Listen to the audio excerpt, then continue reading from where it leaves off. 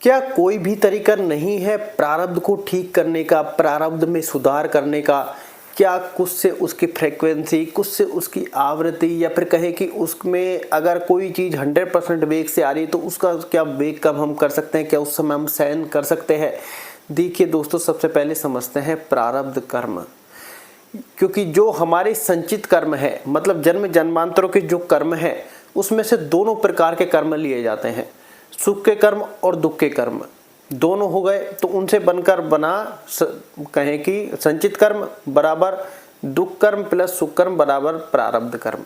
उसके प्रारब्ध कर्म जैसे ही सेट हुआ, उसके साथ हमारे सारे इंसिडेंट सेट हो गए। जन्म भी सेट हो गया, मृत्यु भी सेट हो गई, और लाइफ में जो जो भी होने हैं, ए भी सेट हो गया, जेड भी सेट हो गया। अगर मीनिंग वाइज देखें, ए से लेके जेड तक, भाई ए सेट हो गया, जेड भी सेट हो गया, तो बीच के सारे इंसिडेंट भी सेट हो गया।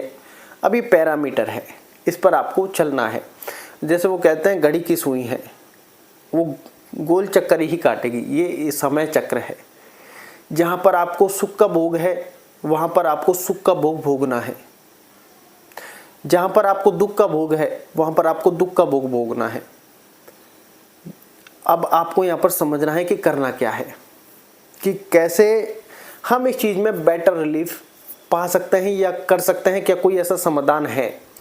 अगर इन चीजों को गौर से समझा जाए, आपको मैं कुछ ऐसे एग्जाम्पल्स जरूर शेयर करना चाहूंगा कि अगर, या फिर कोई ऐसी परफेक्टली नॉलेज वाली, कि यहाँ पर अगर इसको गौर से समझा जाए तो प्रारब्ध को काटा नहीं जा सकता। स्पष्टली ये लाइन क्लियर है कि प्रारब्ध को काटा नहीं जा सकता, लेकिन इसकी आवृत्ति कम की जा सकती है।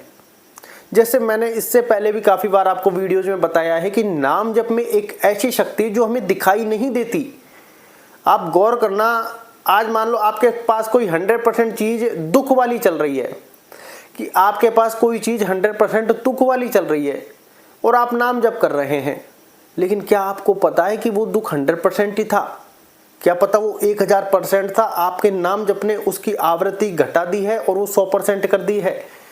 या फिर आज आपके पास जो दुख है वो 10% है और आपको 100% लग रहा है, लेकिन जो 100% दुख था उसकी नाम जप के द्वारा आपने आवृत्ति कम कर दी है। कोई ना कोई ऐसी दैवीय शक्ति आप भी महसूस करते होंगे कि हाँ यार, चल तो रही है, हम लाइफ में पुश कर रहे हैं, चाहे धीरे धीरे, चाहे रोते झीकते, कैसे भी कर रहे हैं। भाई रोना झीकना ये हमारा है, प्रारब्ध थोड़ी कह रहा है कि तुम रो हंसो, उसको कोई मतलब ही नहीं है। तो तुम मुस्कुरा सकते हो, ठीक है। नाम जप एक ऐसी अंदरूनी, या फिर कहें कि ऐसी दैवीय शक्ति जो हमें दिखाई तो नहीं देती, लेकिन हमारे साथ साथ चलती है, क्योंकि हमारा क्रियमाण और प्रारब्ध कर्म दोनों साथ साथ चलते हैं। भाई क्रियमाण कर्म मान लो हम तैयारी कर रहे हैं, कोई भी XYZ हो गया, फल प्रारब्ध कर्म के हाथ में है, बिना उसके तुम फल प्राप्त नहीं कर सकते।